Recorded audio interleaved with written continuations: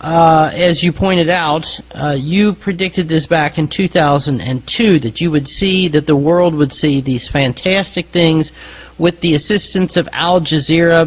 Al Jazeera, of course, carrying the appearance of being a Middle Eastern network that the Arabs could believe in, that they could trust, that you would see these fantastic things taking place with Arabs rising up and throwing off the shackles of imperialist and colonialist powers that have been sitting on top of them now for the last half century. It has been my contention from the very beginning that this was just an extension of Israel's bigger plans for the Middle East, that these were not real revolutions that were taking place. But I'm sure that you will do a much better job explaining this to our listeners than I would. So if you would please, Imran, take it from there. Well, I think you're right, Glenn, in your analysis that the revolutions are intended to facilitate Israeli agenda of eventual world domination. How will this take place? I gave that speech in 2002 anticipating an American attack on Iraq, which did take place in 2003, I believe. And I thought that the Arab Spring would have taken place in 2003. I was wrong. And I thought that the first country that would fall would be Jordan. And I was wrong. And I'm so happy, Glenn, to be wrong sometimes. Okay. I'm so happy to be wrong sometimes. It keeps my feet on the sand, on the dirt, on the dust. Yeah. But the analysis was that Israel wants to provoke these revolutions out of a sense of utter Arab frustration at oppression, utter Arab frustration at the persecution of Muslims, war on the religion, so that these revolutions, these uprisings would result in Islamic forces emerging in leadership position. So that the secular nationalist Arab leadership would be swept away.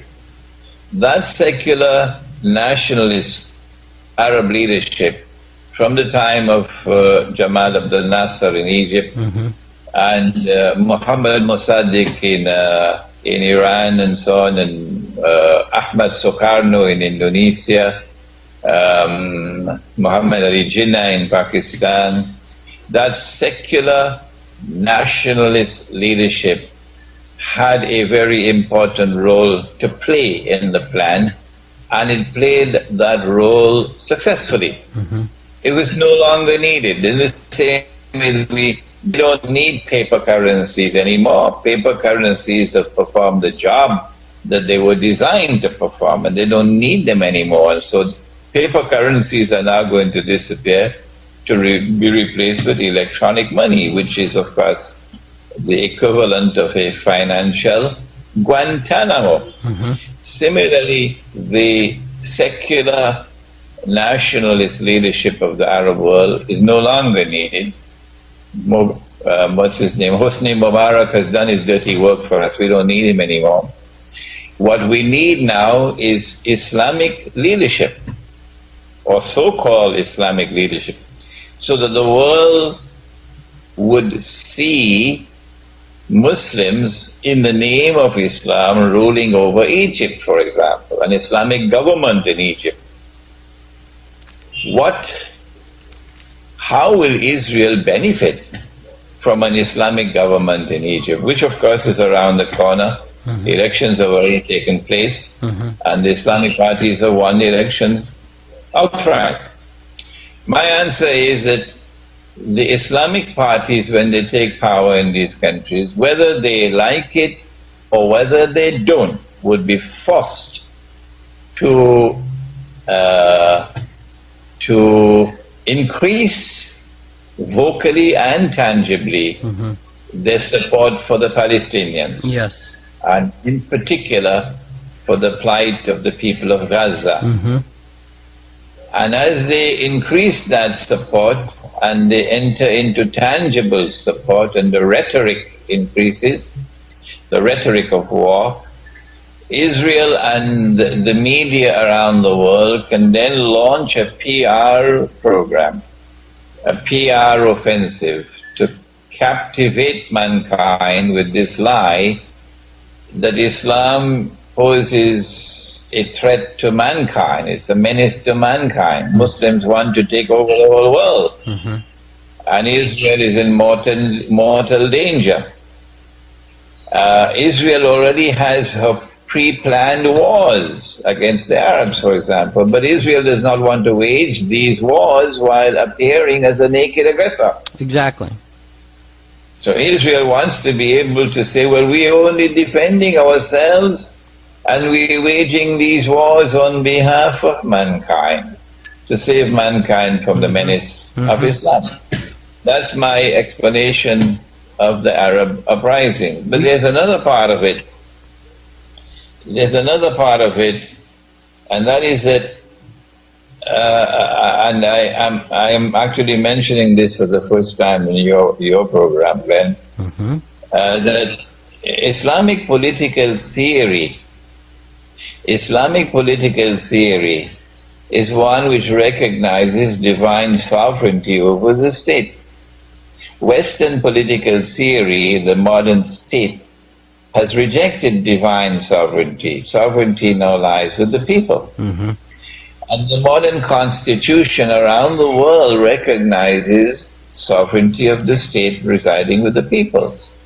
And that supreme authority and supreme law resides with Parliament, not with God and His Prophet. And these Islamic parties in the Arab world and elsewhere are monstrously misguided, pathetically misguided, and finally sorrowfully misguided, that they do not have an understanding of Western political theory. And they foolishly, Glenn, I'm sorry to be using this harsh language, but the walls are falling down, Glenn. The fire is consuming the house. I have to use the language now. They very foolishly take an Islamic movement and transform it into a political party with slogans and with party symbols, and then fight elections. Elections in which the population is recognized to be a conglomeration of individuals. No, God didn't create us as individuals. No, He has more wisdom than that. The divine wisdom never created us as a world of individuals. No. Divine wisdom created us as a world of nations and tribes.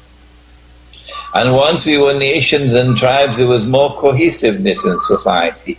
Today, society is falling apart. We are living in a world that is disintegrating socially.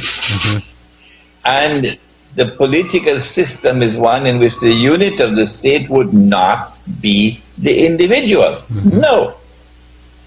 The unit of the state is the nation of the tribe.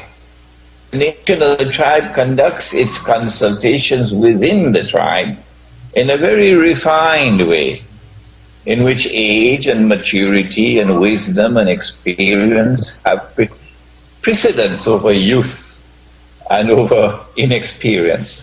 And you can't buy elections. No, you can't use glitz and glitter and pomp and the news media to brainwash people to vote for this one or that one. Not in this political system. And so the nation and the tribe and the clan will hold its own internal consultations on matters pertaining to political leadership. And then the nation or the tribe will become the unit of the state. And that unit of the state will then express itself in the decision-making process, through which the leadership is established or the leadership is replaced. That political system not only establishes stability, political and social stability, but sustains that stability. And this one has only created wars and conflicts and rivalry and tribal rivalry and bloodshed and murder all over the world. And of course the corruption of the political process. So the Islamic political parties in Egypt and in other parts of the Arab world are monstrously misguided and sorrowfully misguided in this process of theirs in which they register themselves as a political party and fight in elections. And the Western world has succeeded and is continuing to succeed in its plans to subvert Islam in this way. There's more to the analysis, but I feel I'm taking too much of your time. Well, actually,